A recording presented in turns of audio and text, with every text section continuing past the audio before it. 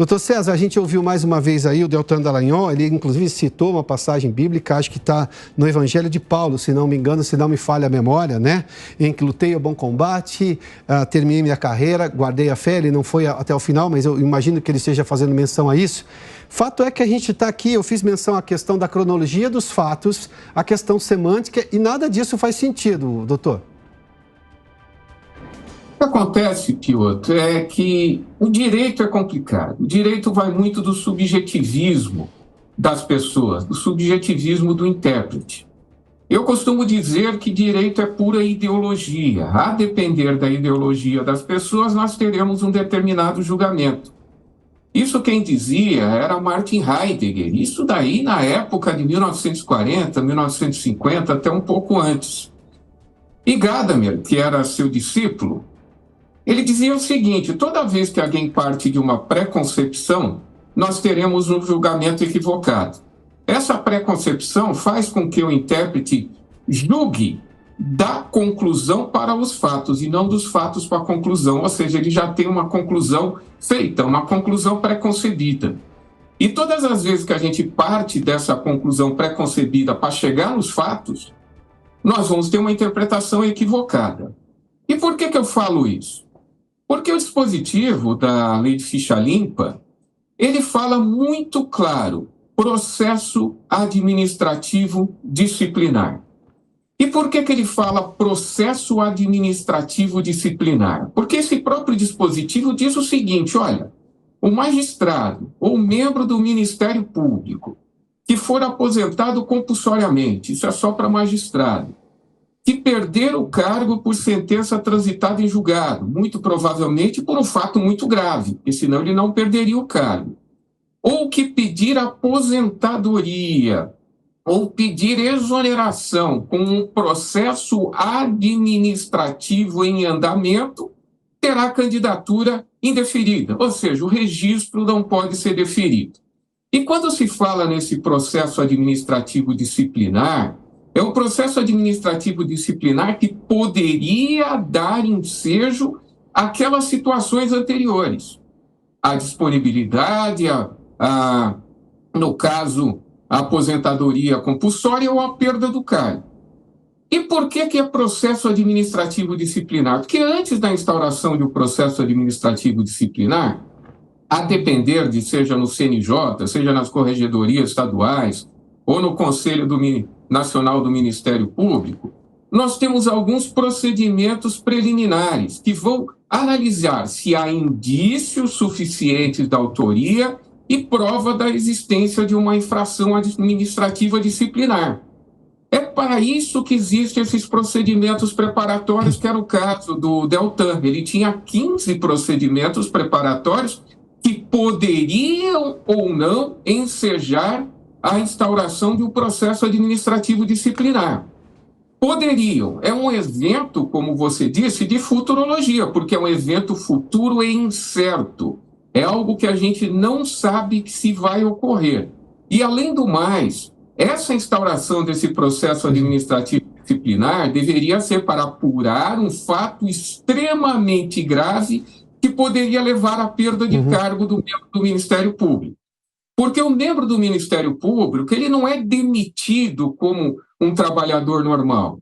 Há necessidade da propositura de uma ação perante um órgão judiciário competente, aqui em São Paulo é o órgão especial do Tribunal de Justiça, que vai julgar. Vai julgar e vai dizer se essa pessoa deve ou não perder o cargo. Então, quando se fala nesse procedimento, nesse processo administrativo disciplinar, é para um fato muito grave. Então, para que o registro seja indeferido, em primeiro lugar, há necessidade de um processo administrativo instaurado.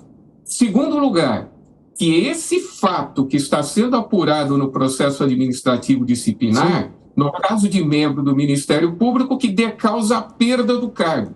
É algo muito, muito, muito grave. Tá. Então, não dá para nós sabermos, primeiro, se esses 15 iriam ensejar a instauração do processo. Segundo, se esse processo daria causa à perda do cargo, só com fatos extremamente graves.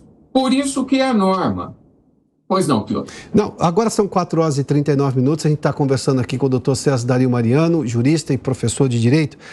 Professor, só me permita entrar num ponto que o senhor fez menção aí, que chama bastante atenção. Eu tenho uma lógica garantista do Supremo Tribunal Federal. O Supremo divulgou isso aos 4 ventos.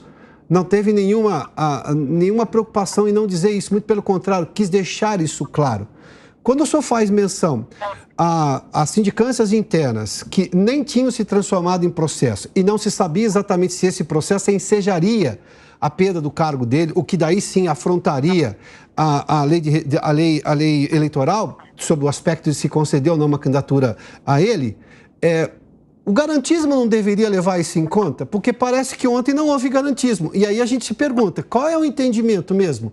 Que se o Supremo Federal, a mais alta corte do país, diz que, olha, o entendimento é o garantismo, por que o TSE, que tem inclusive ministros do Supremo Tribunal Federal na sua composição, é presidido por um deles inclusive, ontem parece não ter levado a lógica do garantismo ao cabo. E aí a gente está vendo aqui, isso suscita naturalmente o entendimento de que depende da capa do processo. E aí a gente acabou de tirar a venda da Temis. E se a gente fizer isso com a justiça, bom, aí vira qualquer outra coisa menos justiça. Os ministros, eles partiram no pressuposto, primeiro, que nós não estamos falando de uma norma penal. Nós estamos falando de uma norma de direito administrativo sancionador. Então, quando foi, inclusive, julgada a lei da ficha limpa, chegou-se a essa conclusão, que não se trata de norma penal, mas norma de direito administrativo sancionador. Tanto que basta que a pessoa seja condenada por um órgão colegiado para que ela não possa se candidatar, que foi o que aconteceu com o ex-presidente Lula. Mas, de qualquer maneira, alguns princípios do direito penal são trazidos para o direito administrativo sancionador. Por exemplo, toda norma que restrinja ou suprima direitos ou garantias fundamentais, ela deve ser interpretada restritivamente, nunca extensivamente.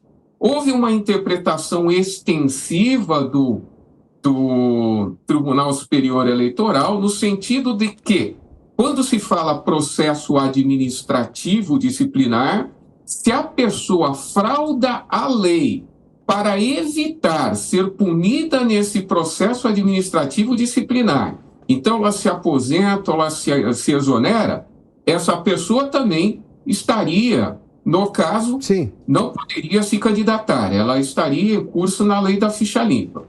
Só que esse tipo de interpretação não cabe no direito administrativo sancionador, porque a interpretação deve ser restritiva. Se a norma falou processo administrativo disciplinar, não se pode interpretar que seja algo inferior.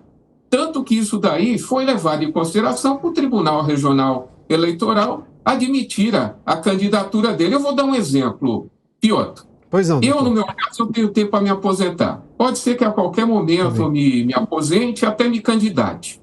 Eu processei diversas pessoas, milhares de pessoas, nesses meus mais de 30 anos de Ministério Público. Suponhamos que esse meu adversário, ou esse meu inimigo, resolva me prejudicar. Ele vai e interpõe uma série de representações. Para quê? Para dizer que eu tenho ou procedimento instaurado, porque toda vez que se é feita uma representação, instaura-se um procedimento administrativo prévio para verificar se há indícios suficientes de autoria ou não para instaurar um processo administrativo disciplinar. Então, vai lá, ele oferece 15 representações contra mim. 20. Pois não, doutor. Eu vou e me aposento assim mesmo. Eu me inscrevo para concorrer a um cargo eletivo qualquer, ele ingressa no Tribunal Regional ou no juiz de primeiro grau, ou que seja, dependendo do cargo, dizendo, olha, ele não pode, de maneira nenhuma, se candidatar, porque ele tem processos ele tem procedimentos em andamento. Então, o que eu vou fazer? Eu não vou poder me aposentar? Eu vou ter que esperar esses procedimentos serem julgados?